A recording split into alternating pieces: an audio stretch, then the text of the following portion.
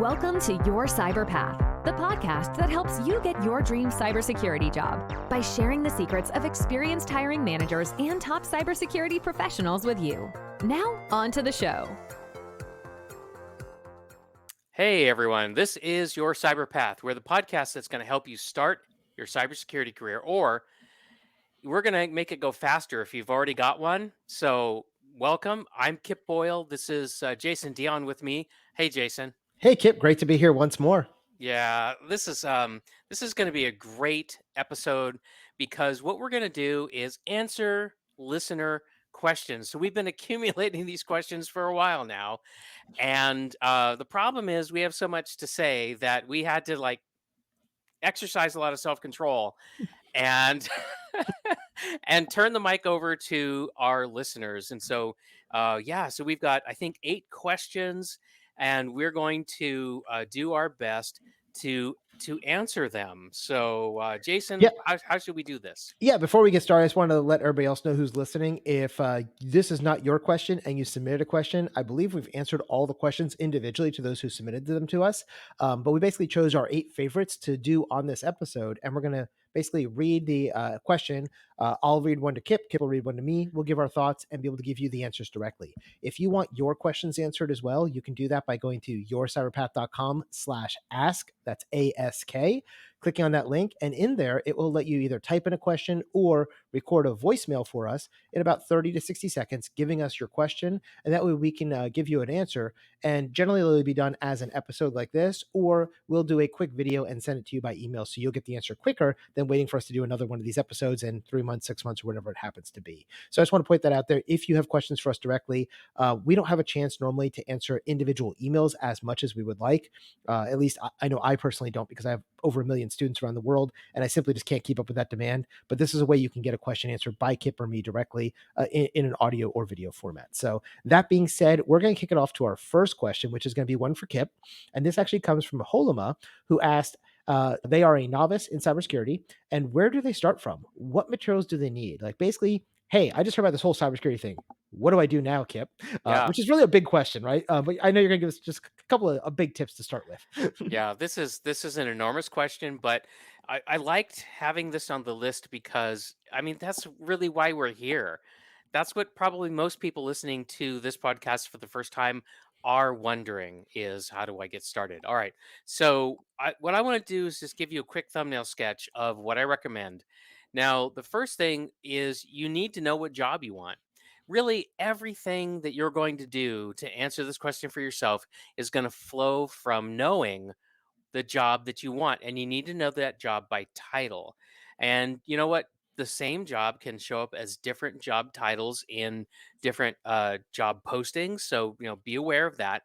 However, if you don't know what job it is that you want, and you just know that, hey, I want to get into cybersecurity because it's hot and new, and because I did the research and I realized that there's so much demand for cybersecurity professionals, and I also learned that they work in, like air conditioned, office buildings. And, right now maybe your job is, you're working outside, or maybe you're working in a factory or something, kind of a hazardous environment. It's kind of dirty, and you just would like to go every day to a clean office. Whatever your motivation is, it's all fine. But if you don't know what job you want, well, you got to get that taken care of. Okay. So we recorded an episode, a series of them, in fact. If you go back to episode 31, it's called All the Jobs in a Large Cybersecurity Organization. Go check that episode out. And then there's a number of them after that that focuses on different areas inside of that organization. There are more jobs for people in cybersecurity than most people know. So, Jason, what are the common jobs that you hear people who want to get into cybersecurity focus on all the time? Yeah, I would say probably the number one that I hear is I want to be a hacker, right? Or I want to be Hmm. a pen tester. I want to be an Yeah. ethical hacker. That's probably the number one thing. Everybody thinks it's cool. You want to break in. You want to be Mr. Robot. I get it. Yeah. So that's number one, right? The second one I think is pretty commonly known is a cybersecurity analyst. It even has the word cybersecurity right there in the title, right? But that's essentially the defender. So we have the attackers and we have the defenders. But then Right. there's a bunch of other ones out there, right? There's IT auditors. There is those people who focus on a specific area of auditing. For instance, I know people who are just focused on HIPAA compliance. I know people who are just focused on PCIS DSS compliance. Hmm. I know people like you who work as a cybersecurity consultant, and you work with large organizations as a virtual chief information security officer. And Right. so there's lots of these different jobs. And I really like that you brought up the episode 31, because episode 31 is called All the Jobs in a Large Cybersecurity Organization. And you and your former co host, West, actually went through, I think, about 15 or 20 different jobs in that episode and said, Hmm. okay, here's what a pen tester does. Here's what a cybersecurity analyst does. Here's what an auditor does. Here's what an analyst does. And you went through all these different roles as you went around the security operations watch floor and discussed what those things are. Then over the next 10 or 15 episodes, you spent one episode, basically 30 minutes to an hour for each episode, diving deep into that thing. So if you Yep. start with episode 31, you'll go, oh, you know what? Pen testing sounds really cool. I want to learn more about that. And then you'll find that's in episode, I don't know, 35 or 36, whatever it is. You can go listen to that and hear from a real pen tester, because you guys had guests in that That's do right. that job on a daily basis. So you know what it's like, because I can tell you, most people say, I want to be a pen tester, have never been a pen tester, because That's right. most of the people I hear who say that think that it's like on, Mr. Robot, where they're going to do 3 minutes of research and boom, they're in the Pentagon. It's not that way. You spend, 10 hours to run a 30-second command to go, woohoo, I made it, right? But it's not like you see in the movies. It's a lot No. of preparation, and it's a lot of reporting and analysis afterwards too. And if you get into that role, you might be like, man, this is horrible. I hate writing reports. I don't want to do this. And they're really not, and you're not going to really enjoy that job. So it's important to understand what these jobs look like on a daily basis so you know what you're aiming for. Then Right. I think the second piece of that, and the second part of her question, is really, now that you know what job you want, what do you need to do to get that job, right? And so let's say you decided you want to be a cybersecurity analyst. That's the job you decided on, right? Well, to be a cybersecurity analyst, you probably have to go get your network plus certification, your security plus certification, and your cyber certification, which is cybersecurity analyst plus certification. If you have those three certifications, you'll be attractive enough to a hiring manager to hopefully at least warrant an interview. And now it's your interview to try to get a position. And the reason why I say hopefully is because it is really hard breaking into this industry if you have no experience and if you're a career changer. Once you're in this industry, as Kip said, there are lots of jobs available. There are more jobs than people. But the problem is nobody wants to take a chance on an unknown. And we'll talk a little bit more about that in our next couple of questions, because we have some questions around, how do I get a job? How do I get one if I don't have experience? Where do I get experience? And all those kind of things. So do you think we covered, starting from zero, how do you get into cybersecurity? I think the best thing is identify the position, find out what employers are looking at for that position, and then starting to work on getting those things, whether Right. they're certifications, experience, or a preliminary job like, hey, we only hire people who are already a system administrator before they become a cybersecurity analyst. Well, then you need to go become a system administrator first, Right. right? And those are the kind of things we're thinking about as part of that question of starting from zero. Yep. Thank you. Then the last thing I'll add is, um, Jason, you talked about what certification should I get. Well, we did a whole episode on that. It's episode 55. Yep. So if you're wanting to take more of a deep dive into, well, what are those certifications that Jason just rattled off? We'll go to episode 55 and spend not even an hour Yep. exploring all the different certifications and how do you know which one you ought to get. And we cover that. Okay, And, so and before we go to the next question, the one thing I did forget to mention is anytime we say an episode number like 31 or 55, to get to that, you can either go into your podcast player and scroll back in the feed, or you can go directly to that episode by going to yourcyberpath.com/ and the number. So if you want to go to all the jobs in a large security organization, you'll just go to yourcyberpath.com/31. If you want to learn more about certifications, you're going to go to yourcyberpath.com/55. That being said, Kip, what's the next question? perfect. Okay, so we have a question, and I don't know how to pronounce every name, but we really want to acknowledge the fact that these came from people who are listening, and so I believe the name is pronounced Amin. It's So spelled that's Amin, and I think it's Amin, but I'm Amin. not So I'm going positive to go either. with that. So Amin said, "I'm transitioning from a nurse to cybersecurity. I'm currently attending a boot camp that will finish at the end of this month. Please, what advice can you give to me on landing a job without any cybersecurity experience? Thank you." What do you want to say to Amin? Yeah, so this is one of the big challenges, right? And we just kind of mentioned this a little bit in the last question, and that is that hiring managers are afraid of people who don't have any experience. And how do you get experience if nobody will hire you? And this becomes the catch-22 that we always talk about. So when I talk about this, one of the things I look at is, what are the three big things that hiring managers are going to consider when hiring somebody? Usually these come down to experience, certifications, and degrees. You can't control the amount of experience you have. You either have it or you don't. Now, there's some things you can do to try to gain some experience. But today, if I said, what do you have in front of you? You have a certain level of experience today. You also have a certain degree, whether you have a bachelor's degree or not, and you have certain certifications. And when it comes to which of these is easiest to beef up or get additional fast, the quickest one is actually going to be certifications. Because if you want to get your Security Plus, you could spend the next week. You can go through my video course. You can go take the exam next Saturday, and you'll be certified, right? That's how these things are done. If you can dedicate 40 hours, you can get Security Plus certified next week. If you can dedicate 40 to 60 hours, I can get you CISA Plus in the next 2 weeks, right? And so if that's your limiting factor of getting a job is you don't have CEH or CISA or Security Plus or whatever, go get that done. It's not that hard. You can do it. It's going to take a little effort, but you can manage it. The harder one is going to be the experience and the degree. And the degree is hard because it takes 4 years to get a 4-year degree, or it Hmm. takes 2 years if you do it through Western governors, but it's still a very long time commitment and a very expensive thing to do. And you don't always need a degree to get hired. A lot of times they'll accept certifications and experience in exchange for a degree. I know in the government contracting world, if I look at somebody who has a bachelor's degree, they count that as 4 years of experience, even if they have zero experience to start with. But if I go hire Kip and he doesn't have a degree, but he's got 10 years of experience, his 10 years trumps your bachelor's degree because that's more valuable to me. So keep that in mind as well. It's not just about getting degrees.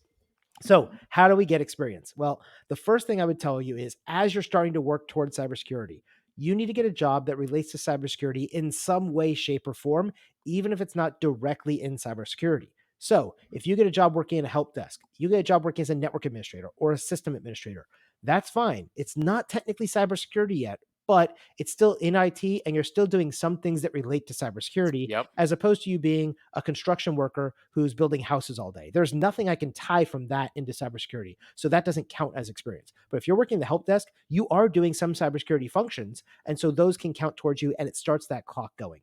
So, what I usually recommend to my students is get a job in or around the cybersecurity space, something that can at least touch on it tangentially while Hmm. you're getting your certifications or your degree. And that way, by the time you're ready to get into cybersecurity, you now have a year or two of IT or system administrator experience that you can leverage, and you'll be able to talk the talk and walk the walk as an entry level analyst. Because as an entry level analyst, nobody wants to take you if you have no experience whatsoever. So you got to get experience.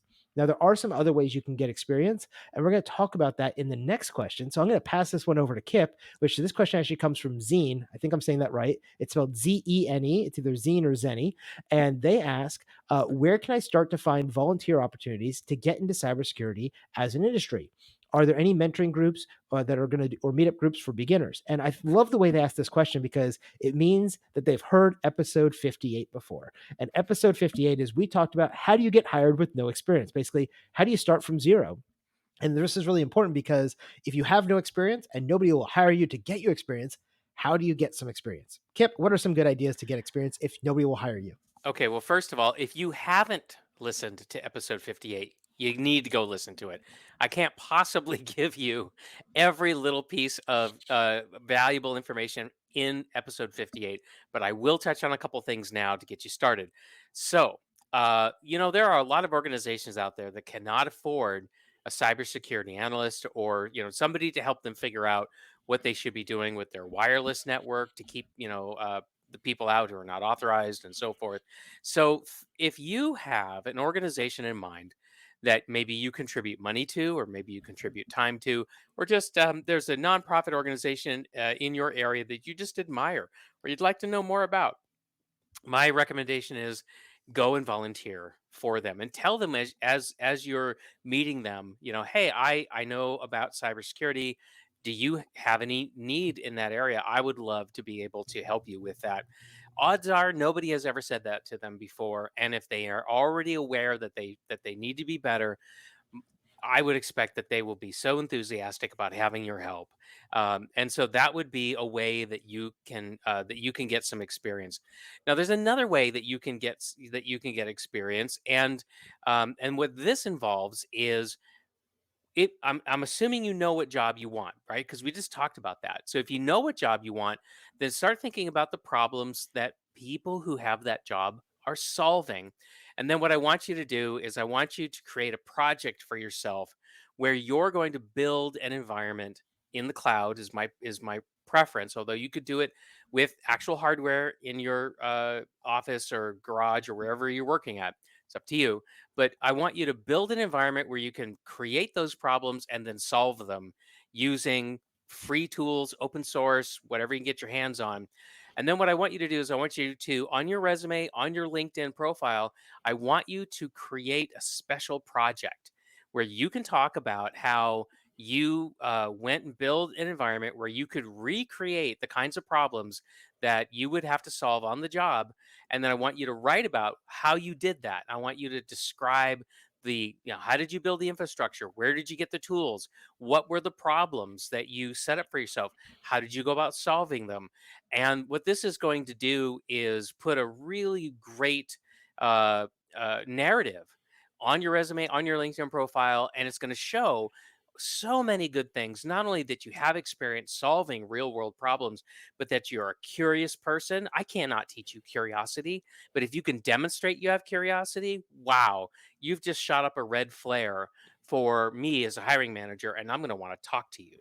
So that's another way that you can get experience without having to wait for somebody to give you the chance. So those are two ideas, but episode 58 will give you even more.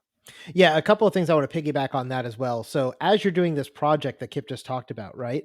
You can go into the AWS environment and you can put in a Kali Linux machine, and you can put a security onion machine, and you can then start doing attacks against some domain controllers and things like that, and then be able to see what does that look like in security onion, and how did you identify those things? Now, while you're doing that, I want you to blog about that. Go on Medium or go on LinkedIn and start writing an article about what you're doing, Hmm. because those things now become calling cards back to you. Because I can tell you as an employer, whenever somebody is getting, once it goes through the ATS system, the applicant tracking system, and I, as the hiring manager, now have the 5 people I'm going to interview, the first thing I do is I actually Google their name and see what pops up. And so if I'm Googling Kip Boyle and the first thing that pops up is this article that he wrote on Medium about how he set up this pen testing lab and how he ran this exploit and that exploit and saw this and went through this, I now know you can do this work, even though you've never been given the chance in a real world environment yet. And so that it really helps as well. I have a friend who his whole business is around, it's a boot camp style company where they teach people how to become game developers. And one of the things they do is they build portfolios of the games they built and they write about it on Medium. And if they're Mm, posting 1 or 2 times a week on Medium, those people usually within 2 months are being hired as a game developer, because now they have the skills from this boot camp and people know who they are because they've been blogging about it. So, yeah. that's one of the things I would recommend. The other thing I'd recommend is you can also get involved in things like capture the flag activities, because if you win a capture the flag, now you put that on your resume as, I won the Jason Dion Cup 2023 capture the flag, right? And I was first place. Well, that tells me not just do you know how to do this stuff, but you're actually really good at it because you beat out a bunch of other people. Now, if you're in a major capture the flag event like the ones hosted at DEF CON, it's going to be really difficult to be number one there because there are such really good people. But Mhm. if you go over to ctftime.org, which is a website with all the CTFs that are available online at all times, I can tell you, I just pulled it up. And in the next 2 months, there's about 30 different CTFs. And a lot of these are very small ones that only have 5 or 10 teams of people or 20 or 30 people playing. And so the chances that you can get into the top 3 or 4 is pretty high if you're in one of those, right? And Yeah. so now you could say, oh, I placed third place in the blank, blank, blank capture the flag. No one's going to look it up and see that there's only 23 people in there. They just see that you were third, and that's good enough for them, right? They're just assuming there's thousands of people in it. And you're And not so again, lying. right, and you're not lying. You're not saying I was 3 out of 1,000. You're saying I was number 3. And Yeah. if there happen to only be 3 people there, you were still number 3, right? And so that's another way you could do it. And then the third thing I would recommend is you can volunteer at places like Kip said. If you have a church, if you're into Boy Scouts or Girl Scouts or something like that, all these places need cybersecurity help. And from the Boy Scouts, Girl Scouts perspective, they actually have a badge now for cybersecurity or cyber awareness, I think they call it. And so you can go in and work with your local Boy Scout troop for a couple of weeks, helping those kids get their badge. And as part of that, you can now write, was a cybersecurity instructor for 12 to 18-year-old boys teaching this concept, right? And that can help in your resume as well. So sometimes you just got to get kind of creative as you do this. And then the last thing I would say is if nobody will hire you, start your own company. I actually did that back in the late 90s when I first got into IT. I had people who wanted to hire me, but they wanted to pay me $5 an hour to be a a security technician. And I was like, for that, forget it. I'll just do it Mhm. myself. And I started my own company, and I started working for small offices, small office and home office networks. I was dealing with law offices and real estate firms and things like that. And they're paying me $50 to $100 an hour to set up their computers and do their cybersecurity, versus where I was being offered $5 or $6 an hour from a company that wanted to hire me on.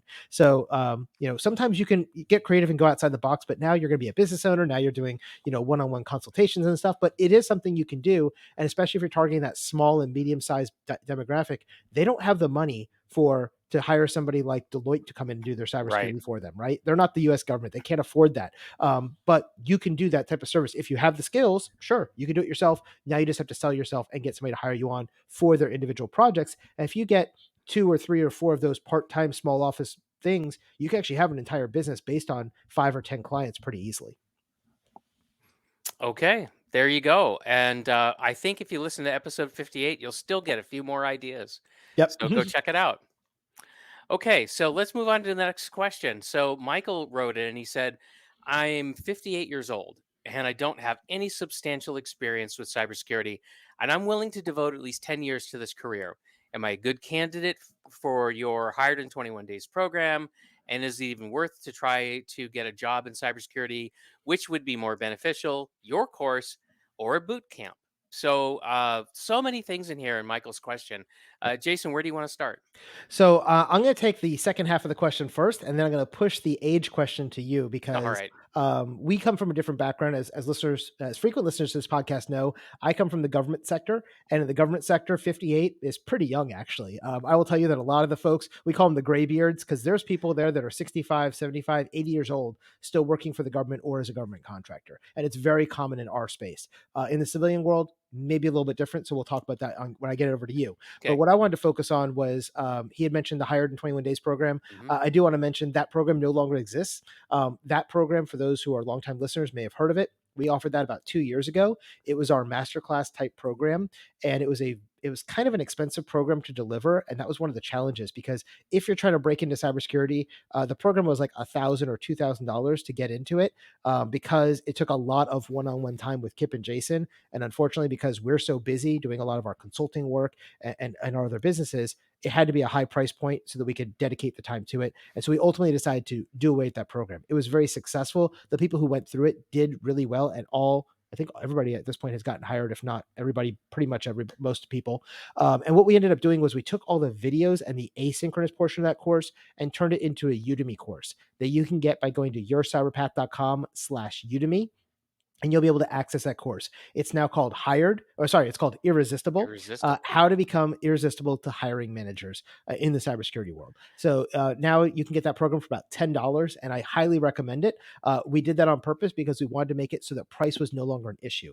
The old format of the program, it's the exact same videos we had in that $1,000 course. Really, the pieces that you're missing out of that is that we took out the resume review that was conducted by Jason and Kip, because that took a lot of our time. We took out the interview portion that took a lot of our time, and we took out the group coaching call that took a lot of our time. But all the asynchronous portions got put into this course. At retail, I think it's $50. Usually it's on sale for $10 or $15 on Udemy. So you can get that by going to yourcyberpath.com/Udemy. And I would recommend that because for $10, you're going to learn a lot of information. I'll be honest, if you listen to every episode of our podcast, you'll have all the information. We cover Hmm. everything. We've done 115 episodes at this point or so. And so there's a lot of episodes and a lot of content. But that course, we consolidate it down into about 4 to 5 hours of content. So it's very directed. We spend a lot of time on resumes. We spend time on how to find a job. We spend time on resumes. We do it on interviews and interview questions, negotiations, and then what do you do your first 90 days on the job? So all that being said, I would still recommend that course.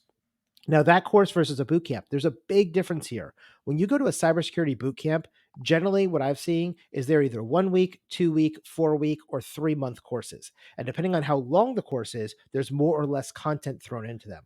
The longest ones, that are actually some of the best ones, are run by colleges and universities and local community colleges, and they're more like 3 month ones. And usually as part of that, you'll get your Security Plus, you'll get your CEH, you might get one or two other certifications as well, like Security Plus and CISA or something like that.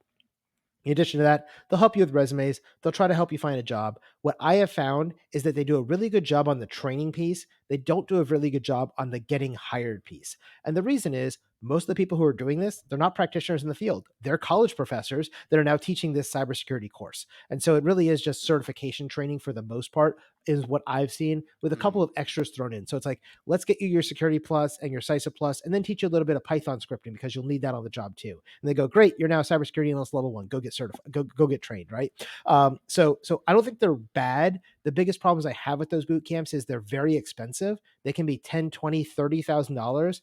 And really what you're getting is two or three certifications. And if you just go over to diontraining.com, you can get those same certifications for about $1,000 or $1,500. So it's like a tenth of the price because it's asynchronous versus being in person. Now, the big benefit of those is if you find a program that has a direct hire component to it, that can be useful. For example, I work with a company that's a nonprofit called Persolis, and Perscolis is for low income and diverse minority communities. And there's about 25 branches across the US, including Chicago and Orlando and New York and things like that. And in those programs, they actually go through a 3-month program and they get their certification. And at the end, if they graduate, they're pretty much guaranteed a job because they're partnered up with companies like Techstars and companies like SAIC and CSC and other big contractors that need people to fill jobs as a analyst, as either a cybersecurity analyst or a help desk position or whatever it is, based on the certifications and the part of the program you're going through. So if you're in a boot camp like that, where it's almost like guaranteed placement, there may be some value because it's going to help you get that first job, which overcomes that whole experience issue that we've been talking about. So that's the piece that I wanted to talk about. So which is more beneficial? They're apples and oranges. It's like saying, is an apple better than an orange? Well, they're both good for different things, They're right? kind of If complementary too, right, Jason? I yes, mean, because a boot camp's going to give you the hard skills. I mean, that's kind of ostensibly, why they yes. exist. Although, to Jason's point, you have to be really careful about, which one you get into, and ask yourself, am I paying the right amount of money?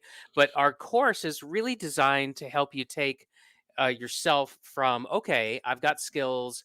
Now, how do I actually go about getting the job that I want?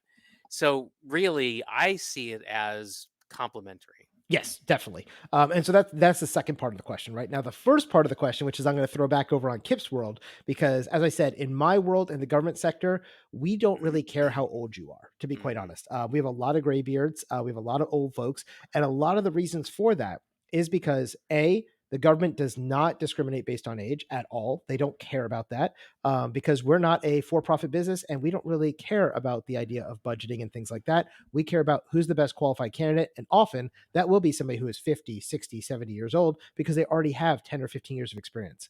The other reason is a lot of our people come from the military. And so they just did a 20 or 30-year career in the military. They're Mhm. now 40, 50 years old, and they get out and they start their second career. And they plan to do 20 or 30 years working for the government or a government contractor. So they can very easily be 50, 60, 70 years old by the time they're done. So, Michael, my bottom line is on the government and contracting side, you're not too old. Now, that being said, let me kick it over to Kip to talk about the real world with banks and insurance companies and sports teams and all the other stuff that you deal Yeah. with in the commercial sector. Yeah.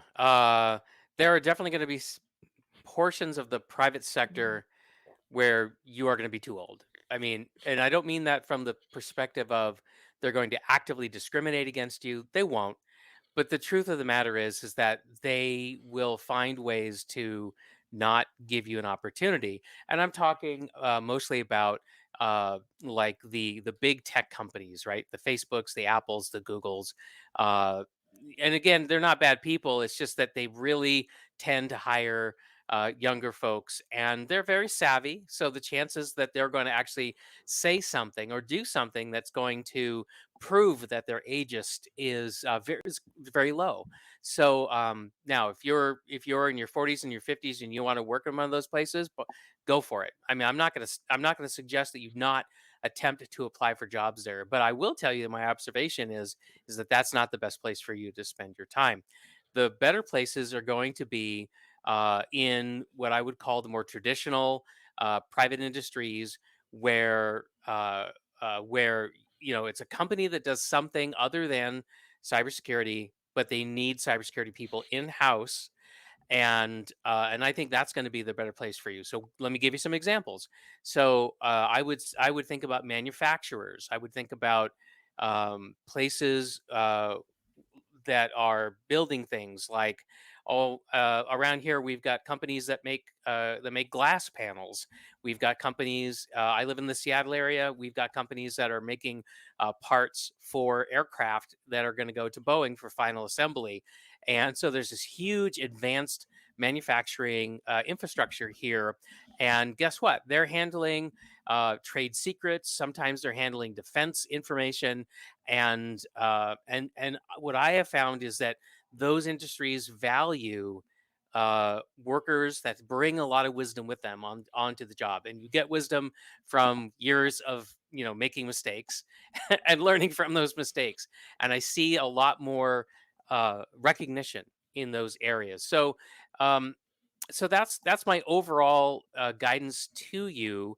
Um, and what else do I want to say? Oh, listen, episode 100 of Your Cyber Path, I want you to go listen to it. And the reason why is because we talk about some very specific things that you should be doing when you're writing your resume and when you're going through the interview process to deflect the perception that just because you're in your 40s or your 50s, that you don't have the ability to change, and that you are stuck in your ways, and so on and so forth. So please go listen to that episode where we really explore this. The last thing I'll say before I hand it over to Jason is, what you don't want to do is pretend that you're not in your 40s and 50s, because sooner or later they're going to meet you. Yep. And unless you hire somebody to go, masquerade as you in the interviews, they're going to know. So don't play weird games and try to hide it. That's not good. Okay, Jason, what do you think about anything I said, or did you want to add something? Yeah, two things that kind of popped in my head as you were talking. One is you mentioned, Google and Facebook and Apple and those folks, right? And in general, they've had this, startup mentality for a long time. They've all kind of been growing recently into more of the sustainability mode, right? Because they're no longer the fresh startups they used to be, especially like Google, Mm-hmm. right? Mm-hmm. They were started back in the 90s. They've been around for almost 30 years at this point. I think, a lot of the reason why like the government and some of the other contracting companies value old people or older folks is because Old people, old yeah. people, older folks. Yeah, 58 is not really that old, to be quite honest, but it is older in our working Yeah. lifetimes. And I think they value that because a lot of those people are the ones who have been in that company for 10, 15, 20 years and they've worked their way up. For example, Google's CEO, he started 25 years ago with Google and he's worked up and now he is the CEO. And so, if you were interviewing with him or for a very senior management type position, they're going to expect some gray hair on your head or Mm. balding like me. If you're an 18, 19-year-old kid, they're not going to be like, oh, yeah, let's make you the CFO of Google, right? So there are positions that are going to need that. But the problem is the entry level and where you're trying to break in is probably a lot more geared towards 18 to 30-year-olds. And a lot of that is because they expect that they can pay less money to an 18 to 30-year-old than they can somebody who's 58, who probably has a house and a mortgage and maybe a wife and some kids and all that other stuff that goes into being a 58-year-old person who's lived on this planet almost 6 decades, right? So I think there is some of that, hidden discrimination in their head that they think about. But I think as those companies grow up, and if you ask me this question in 10 years, I think you'll see a lot more people in their 40s, 50s, and 60s working at these companies. So that's the only thing I want to say is, this advice is today as we're talking in 2023, Yeah. 2024 makes sense, but it may not make sense in 2030 or beyond. The second piece of that I wanted to talk about was that, we had mentioned that perspective. Another place I see a lot of the older folks, or the graybeards, as I like to call them, is I see them in consulting.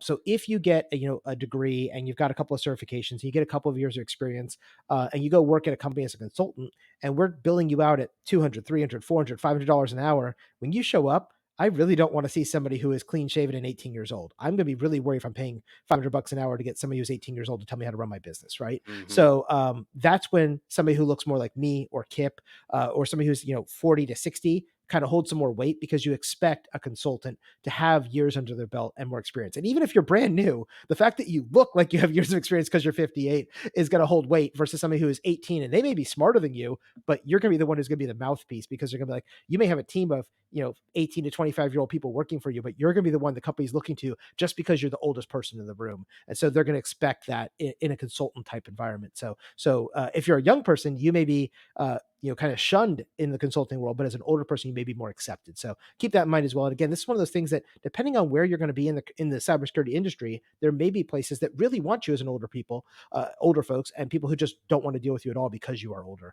And again, it is illegal to discriminate in the US based on age. That being said, it happens all the time. They can use excuses like, oh, we offered you $10 an hour and you said no. So you obviously didn't want the job, even though we may have offered $20 an hour to the 18-year-old next door because we wanted them to take the job and not you. And so that does happen, but proving it, like Kip said, really hard to do because most of these people know what the rules are. Yep. All Okay. right.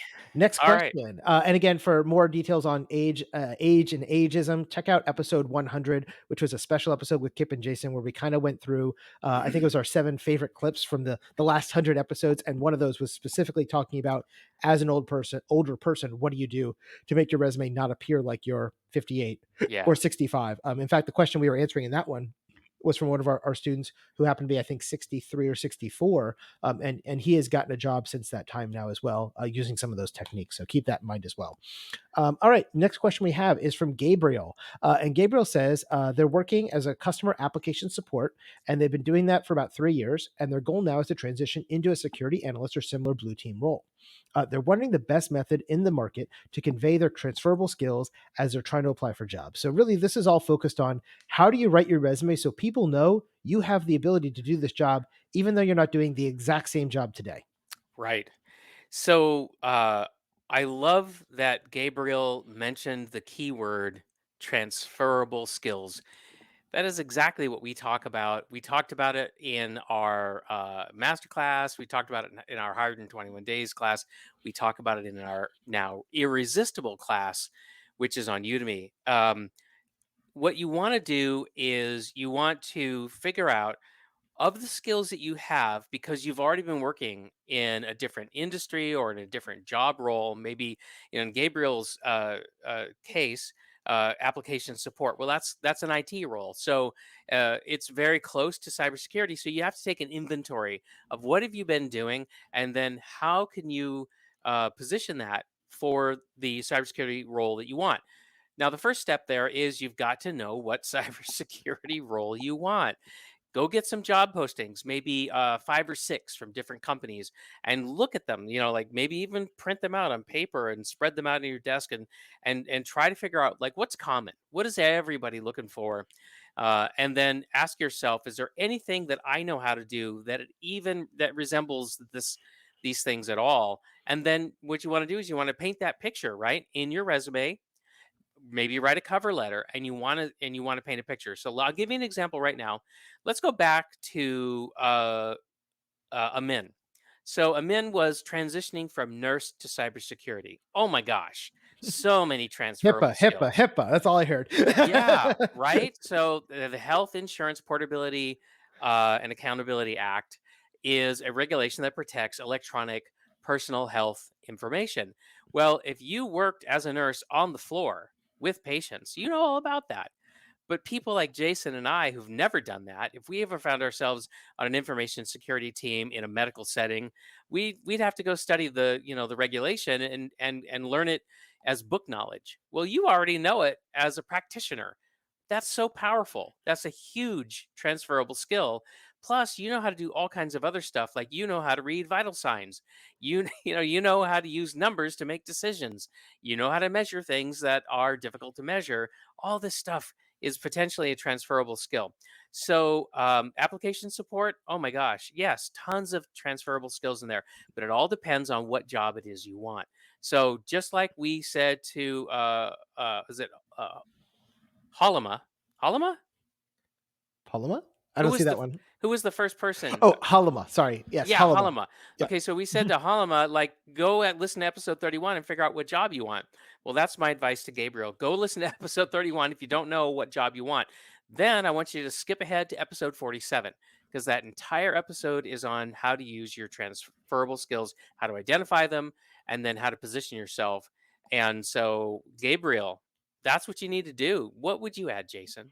Yeah, I think that's perfect. And the fact that you're working in customer and application support, as I read that, I'm thinking that sounds like help desk to me or service desk, like level one support, which is great because it means you're already dealing with something in the IT world. And the more you're writing your resume, as Kip said, when you're looking at the job postings, you want your resume to start mirroring those job postings. And you're not lying, but you're starting to say, well, this thing that I did relates to that. For example, did you help people install patches on their cell phones to make the applications work? If so, that is patch management, which is a cybersecurity skill. Did you reset passwords? That's authentication. That's part of AAA, right? And so that's a cybersecurity skill. And so a lot of these things you could start, it's not that you want to lie or stretch the truth, but you want to highlight what things you did that touch cybersecurity. Alternatively, for those who are not in a desktop support role or something like this, we've had people who come from a marketing background. We've had people come from an accounting background, and they're able to highlight those skills to get into cybersecurity. We had one student who had a master's degree and she was focused on marketing for the last 10 years. And her last technical job was like 10, 15 years ago. Mm. But she was able to get a job with a company that does cybersecurity because they saw that and go, oh, actually, you know what? In her resume, as we helped her rewrite it, she started focusing on how she can train people and how to get user acceptance done and how to do security awareness. And so she got hired on in a role that was basically a cybersecurity training role for this organization that does cybersecurity pen tests and assessments. So after they break into the network, they go, oh, now we need to train them on what they should have done to prevent us from breaking in. And she was hired on to do that role. And they were working on training her up so she could become a pen tester later on and join the rest of the company. So that was a way to break in. And we call that the two-step. She went into a cyber adjacent role, being a trainer, to get into the real role she wanted, which was a pen tester. I've also had people who are accountants and bookkeepers. They have a great attention to detail. And so those folks make great IT auditors because if you worked as a bookkeeping auditor, you can now work as a cyber auditor. It's the same thing. Yeah. It's checklists, it's auditing and making sure people are in compliance. So that's kind of the way I look at these things. And again, this is all about transferable skills, highlighting what you do and tying it back to the job post of the job you're going for. That being said, Kip, I think you have the next question for me. Yep, I sure do. Okay, so this came from Chris. And Chris says, I've got a gap in my resume for 2 years while assisting my family with a terminal illness. I do have some past experience working on a cross functional cybersecurity team at a major technology fruit company. Wonder which one that could be. How do I deal with the gap? Okay, tell Now, Chris. yeah. So now I'm worried or wondering: is this a fruit company like somebody who packages fruit like Dell and Del Monte, or is this a fruit company meaning Apple? But either way, it doesn't matter. The thing is, you had experience as a cross functional cybersecurity team member, so you've got the experience. Now the only thing you have is this 2 year gap.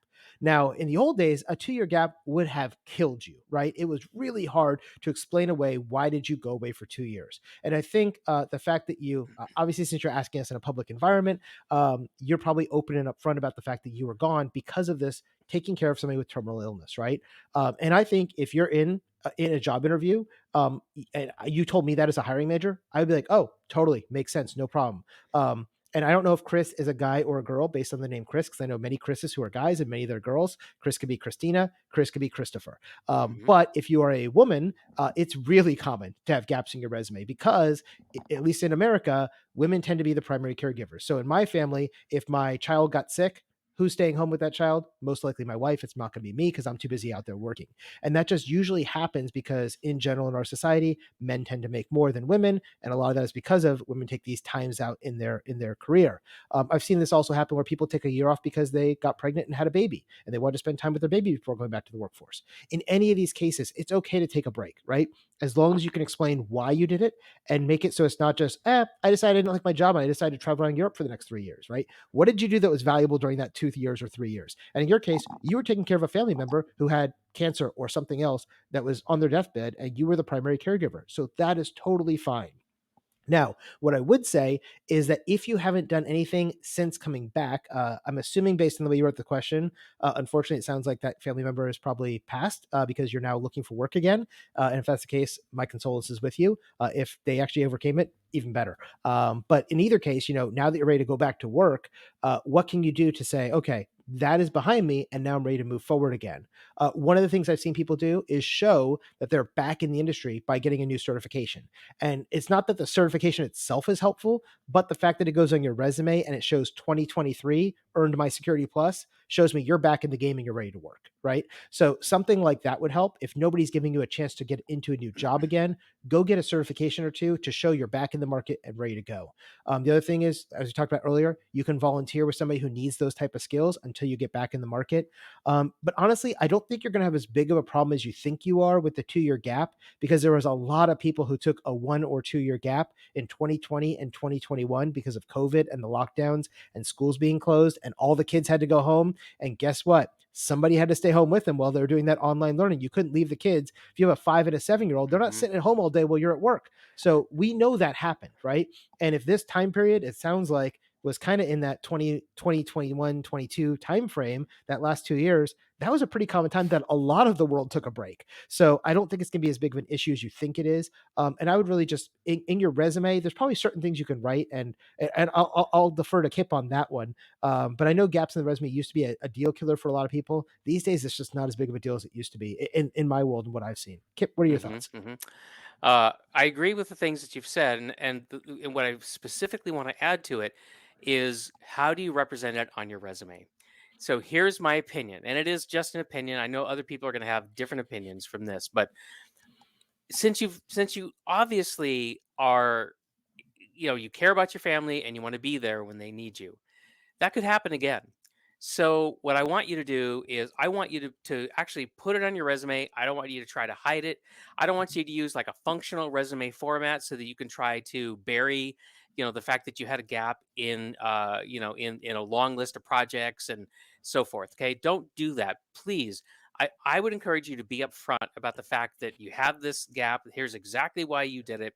You don't have to give details, right? Just, I think the amount of details you gave in the question that you asked is just fine. Because here's the thing: if a hiring manager is not going to want to give you an interview because they don't like that you did that, you don't want to work for them. Yep. Do not take a job at a place where they don't respect what you did, because odds are you're going to want to do something like that again because you want to be there for your family. I applaud that, but you don't want to work at a place where they're not going to be supportive of that. Okay. So please don't try to deceive anybody about that gap. Just be honest and upfront about it, and then let other people decide if they want to work with you or not. So, Kip, if I was writing out my resume, and let's say it was, 2021 to 2023, I was Hmm. caring for my father who is dying of terminal cancer. Let's just use that as the example, right? Hmm. So Hmm. I'm going to say, okay, I worked at the, U.S. Navy from this year to this year, and then now I have this gap, right? Hmm. And now I'm ready to start looking again.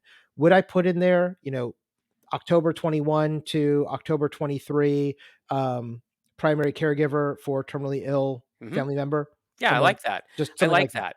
Yeah, so you don't have to write it in a way that's too informal. I like the way you did it, right?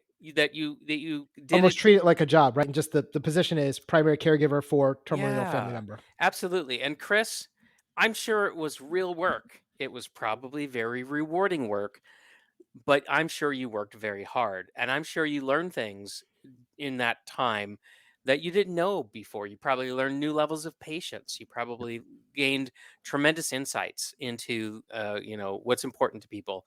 And we've talked a lot in this podcast over the episodes about how cybersecurity is not a technology game, it's a people game. Yeah. So, if to the extent that you can position it as work experience, that would be helpful. And then the other thing I would say is, this isn't going to help Chris because it's already passed, right? But if this happens to somebody else in the audience, and you are a working mom, and you are pregnant, you're taking off a couple of months because of the baby, right? Totally fine. But if you can control what you do during that time, so you have something to add to your resume, that can be helpful. So what I've seen is a lot of people, if they want to take a year off because they want to have a kid and be able to be home with the kid for the next year, what a lot of women that I've worked with do is they'll go back and sign up for an online college. So they'll go get their bachelor's degree during that year or two while they're taking off. So now it doesn't look like a gap because they were staying home with the kid. Now it looks like a gap because they were bettering themselves and getting their cybersecurity degree or getting a couple of certifications or something like that.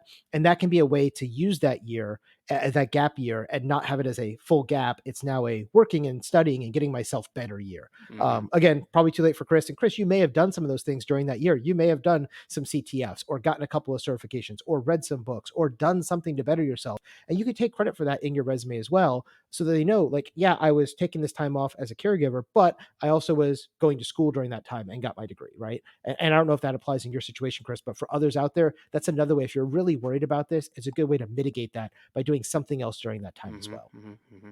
I've seen this a lot, actually, as a military person.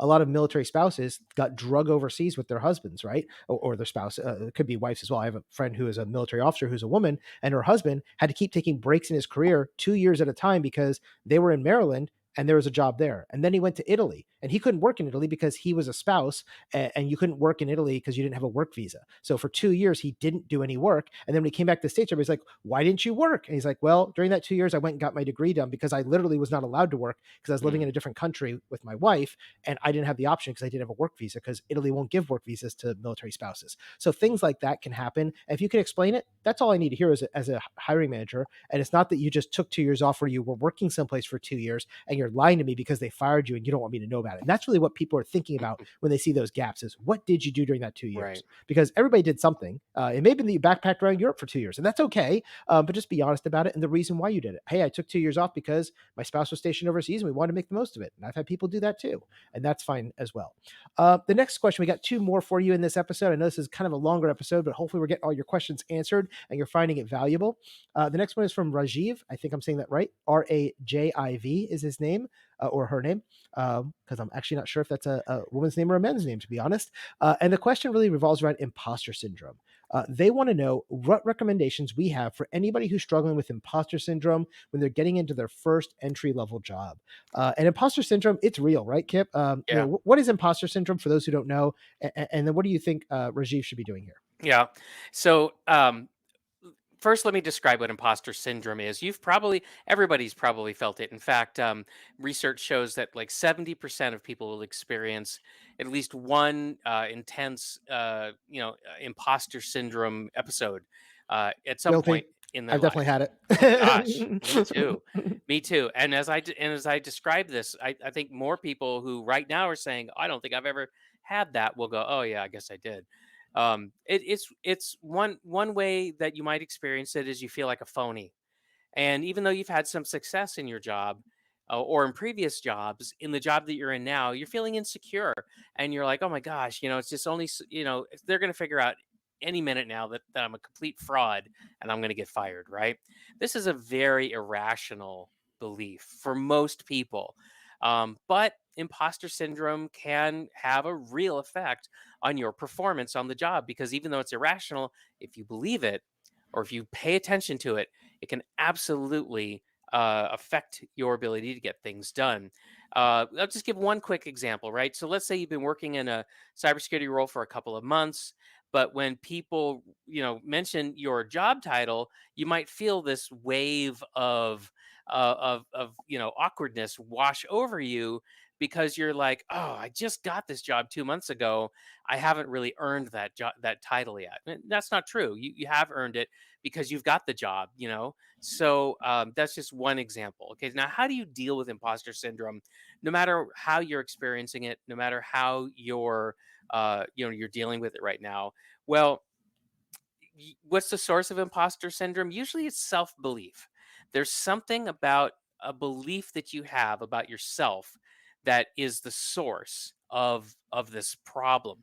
It could be an insecurity that you have that you picked up when you were younger from a teacher or from a friend or a parent who wasn't as supportive as you wanted them to be. And so if you're really struggling to identify like why am I feeling imposter syndrome, and if you really want to get to root cause, you probably should go and see a counselor. And there's no shame in doing that. I've done that. I've done that many times in my life. I've gone to a counselor because I was trying to uh, figure out, like, why do I keep doing this? This is a very, not helpful behavior that I'm in. Why am I doing this and how do I get out of it?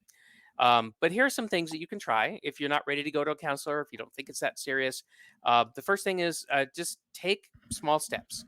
Don't make great leaps on the job to something new and different that you've never done before. you want to build confidence, and then that will help deal with your imposter syndrome. So don't try to do things perfectly. Just try to break it down into small pieces, that you can get done. Uh, don't compare yourself to other people is another thing that'll be helpful. If there's somebody on the job that has the same job title you have and they've been there for 5 years, it's silly for you to compare yourself to them. There's just no way that you're going to measure up because this person just has more experience than you. That's all right. There's no reason for you to feel insecure about that. Um, it would also be helpful if you just accepted your feelings rather than pushing them down and denying them. Just accept it. Yeah, I'm feeling insecure right now. I'm feeling like an imposter. Just like speak it and let it go. I have found that really can help me. And I guess the final thing I'll say before I turn it over to Jason is don't let this hold you back. Like I think you should categorically refuse to let it hold you back. I'll tell you a quick story. I had imposter syndrome one time, and I looked around the room, and there was many of us in the room, and I looked at this one other person in the room, and I said to myself, well, if he can do this, I certainly can do this, right? I mean, it just took that one little, inner monologue for me to say, I may not feel like I'm totally up for this, but if he can do it, I know I can. And that was enough to get me through that episode. So I hope that thumbnail sketch of what imposter syndrome is, how a lot of people experience it, some of the things you can do about it. I hope that's helpful. And okay, Jason, what do you Yeah, think of what I said? I agree with everything you said, and including the counseling part. Counseling is helpful, especially if you need it. And there's lots of areas in our life that we can use it for. I will tell you that I go to counseling and have for years. In fact, I was there 2 days ago, as you know, Kip, because you were like, "Hey, where are you at?" I'm like, "I'm at counseling. I'll deal with you later because I can't take your call right now." Right, and that's totally fine because we all have issues we need to deal with. I will tell you, for me with imposter syndrome, I get it a lot less about my technical ability, Mm, because even though to me it's more black and white with technical ability, right? Like either you know it or you don't know it, mhm. and you know how to do it or you don't know how to do it. If you don't know how to do it, that's okay. Just say, I don't know, but I'll figure it out, right? And I think that's something that I was in the military for several years, and one of the things I learned early on was if you don't know the answer, that's okay. But it's your job to figure it out, right? And so I was a Navy nuclear reactor operator, and that's really pushed into us in our programming and our training that if you don't know the answer, you should at least know where to look and go figure it out and find it. And so I've got very comfortable with the years saying to bosses when they'd say, "Oh, hey Kip, I need you to do X, Y, and Z," and I'd be like, I don't know how to do that, but I'll figure it out. I think I'm going to go here, here, and here to do that. Does that sound right?" And they'll be like, yes, or no, you're a little bit off. Go to A, B, and C, not Z, X, and Y, right? Or whatever it is. And so, you can get those little guidance. The place that I always felt most vulnerable in this whole imposter syndrome area Mhm. is with my company. So for those who don't know, I actually sold my company Dion Training earlier this year or earlier last year in 2023, in May of 23, and I sold it to another company and I still work there, but I am no longer the CEO. And when they were buying us, they said, "Do you want to stay on as CEO?" And I said, "No, I want somebody else to come in as CEO because I don't think I'm good enough at it, right? I don't know what I'm doing. I don't have an MBA. I've never been a CEO before. The only reason I'm the CEO of this company is because I started the company. Otherwise, I don't think anybody would have hired me for this job. And so I want to bring in somebody." And when they started bringing in people for me to interview, I was like, I didn't even feel like I was qualified to interview these folks because the person we ended up hiring has an MBA from Stanford and a master MPA from Harvard. We had another one that had an MBA from Wharton, another one that had an MBA from Northwestern. And like me, I'm like, I can't compete with that. Like if I was interviewing for this job, I would not get this job, right? So I felt really as an imposter in my own company, right? And I still feel that way a lot because I was able to, and honestly, the new CEO that's in place, she's been doing a fantastic job. She's awesome. I love her, and I'm really glad that we brought her on board. And like I tell her all the time, like I really felt like an imposter as the CEO. She's like, "What do you mean? You built this company up to this level to the point where somebody else wanted to buy it, and you were able to make this kind of money and all this kind of stuff." She's like, "You should not feel like an imposter. You did it, right?" And she's like, "You may not have the education, but you figured it out." And I'm like, "Oh yeah, you're right." But I still feel like an imposter. People ask me like, "Well, what should a CEO be doing?" I'm like, "I don't know. Like, what should I do on a daily basis? I don't know." And so it is something that I struggle with personally. And as Kip knows, I'm the CEO right now of Accolade, which is the certification company that comes out with the CCRP and CCRF certifications. And I still feel very uncomfortable in that role. Like I feel very comfortable in my ability to be a cybersecurity instructor, to be a cybersecurity consultant, to be a pen tester, to do all that technical stuff, and even to write the certifications and create the certifications and lead that brand. But I don't always know what I'm supposed to be doing as a CEO because I feel unequipped to do that. And I think one of the things that would help me in that role is either A, like you said, accept it, or B, go get some additional training, right? I've Hmm. thought about going back and going and getting an MBA from my local college here, University of Central Florida. And I could do that. And I would probably learn some things that would be helpful to me as a CEO. But right now, I'm just so busy with everything else I'm doing, I don't have time to do that and to, take off 2 or 3 hours a day to go to school. But I think that would be helpful. Or maybe I can go take a boot camp or get a mentor or something like that in that area to help build up in that area that I feel inadequate in. Because really, imposter syndrome is really you feeling inadequate more than it's an external problem. And Oh most of yeah. the time, we're our harshest critics. We think we suck a lot more than anybody else thinks we suck. So keep that in mind. And Rajiv, you probably have the skills to do the job. I don't think that's going to be a problem for you. And if you feel like you're really like if you're falling down on your face at work, go get the skills you need. Technical skills are easy to overcome, but I honestly think this is more in your head. And it may be, like Kip said, a little bit of counseling, a little bit of talking with other friends, talking with some coworkers may help you feel more built up. I think that can help Yeah. you as well. Talk to somebody safe, right? Don't talk to Yep. somebody who might actually turn that around and Right. use it against you. That would not be a good idea. Yeah. Okay, so there's our perspective on imposter syndrome. Now we have one more question. I think this is going to be easy breezy, lemon squeezy, as my daughter says. So Franco's asking, what happened to the masterclass? I'm changing careers from entertainment into cybersecurity. Kip, Jason, do you still have that masterclass? And So yeah, so before we even go into the answer there, we'll start out with the masterclass could be referring to a couple of different things, depending on how far back Franco went in the YCP podcast. And my guess is since he used the term masterclass, he's probably referring to the one that Kip used to have before Jason was ever involved in YCP. And if you go back to I think episodes 1 through 10, you mentioned this masterclass a lot because you Mhm. started the YCP podcast back in 2020, and it happened to coincide you started the podcast and like weeks later COVID happened, right? Yep. And so you delayed your masterclass for a while. And can you talk a little bit about what that masterclass was and then how it evolved into something else and where it is today?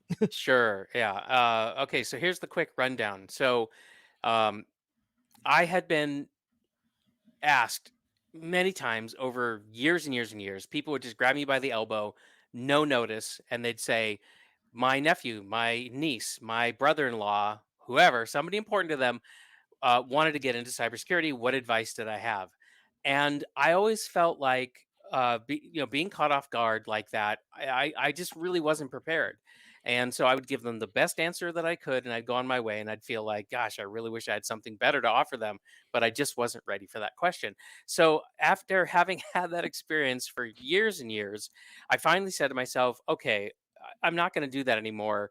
I'm going to be prepared. So I went on the internet to look for somebody that I could say, hey, you need to go read, Jane's blog, or you need to go listen to Joe's talk on, how to get in. The problem that I found was there was nobody on the internet talking about it the way I wanted to talk about it. As in, I'm a hiring manager. Let me tell you what it's like on the other side of the table. Yeah. There were lots of well-meaning people out there that were saying great stuff, but just nobody was being the hiring manager. So I said, all right, I guess I'm going to have to do it. So I started a podcast that led to the masterclass because what I realized when I started the podcast, I started talking to all kinds of people, and I just started hearing some very common themes, and so I started collecting those, and then okay, now I had this huge list of questions that people had and they wanted answers to them. So I made the answers, I built a class, and that's kind of where it started. And then Jason and I became partners, and then that initial master class turned into Hired in 21 Days, and we did that for a while. And then, as Jason mentioned early on in the podcast episode, that became something that we didn't think was really going to work over the long haul. And so then we transferred it into a course that you can now get on Udemy called Irresistible. Now, it's still answering the same questions because you know what we found is that the questions that people are asking are perennial. Anybody starting their journey is going to have the same questions as what we found. People who are trying to accelerate their career are often dealing with the same questions. They just don't know it. So anyway, so that's what happened to the master class. It evolved, and it is now this really amazing course on Udemy that costs a fraction of what we used to have to charge.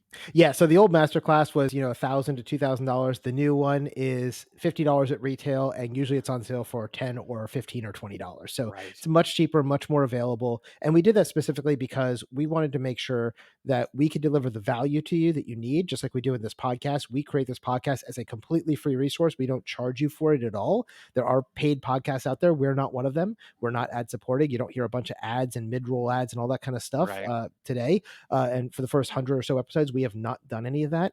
And specifically, it's because we want to help you. And the reason I got involved in this is similar to Kip. I was getting asked all the time, how do I do my resume? Where do I find a job? How do I do my interviews? How do I do my negotiations? All that kind of stuff. And as those of you who know me from Udemy and other places, I have about 1 million students around the world across 190 plus countries. There's no way I can answer all those questions myself. And so I had looked at doing my own course on how to get hired and how to do your resume and how to do all that stuff. And before I did, you know what? There's probably other people out there doing that. And I looked across the industry and I evaluated probably 15 or 20 different courses, and Kip's was one of them.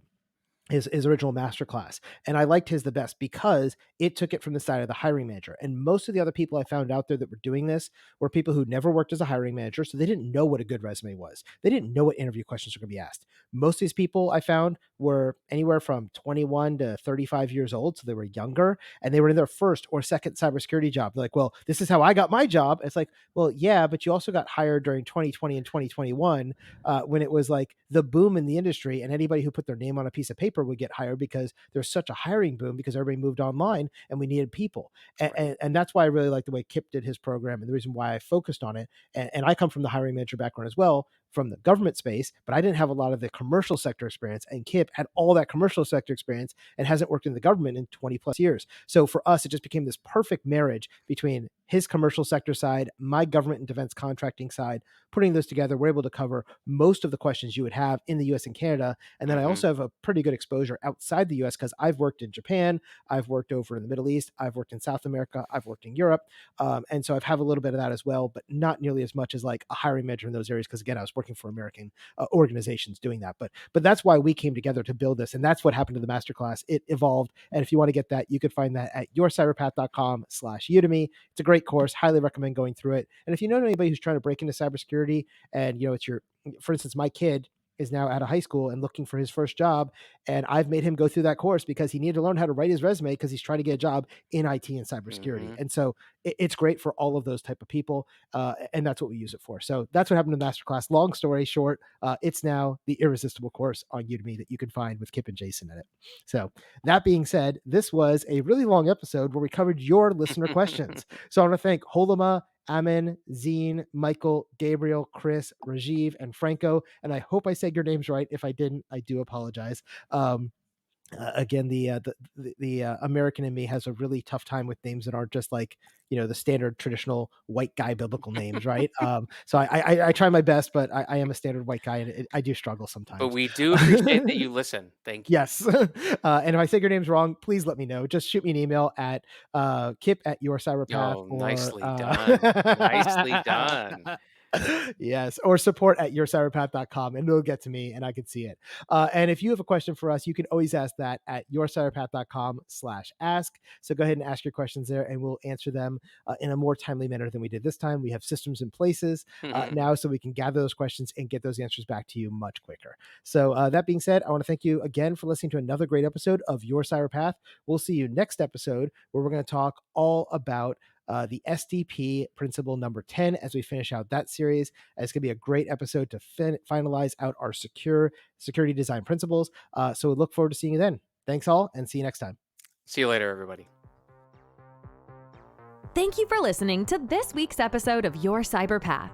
Don't miss an episode. Press the subscribe button now. If you would like to learn more about how to get your dream cybersecurity job, then be sure to visit yourcyberpath.com, where you can access the show notes, search the archive of our top tips and tricks, and discover some fantastic bonus content.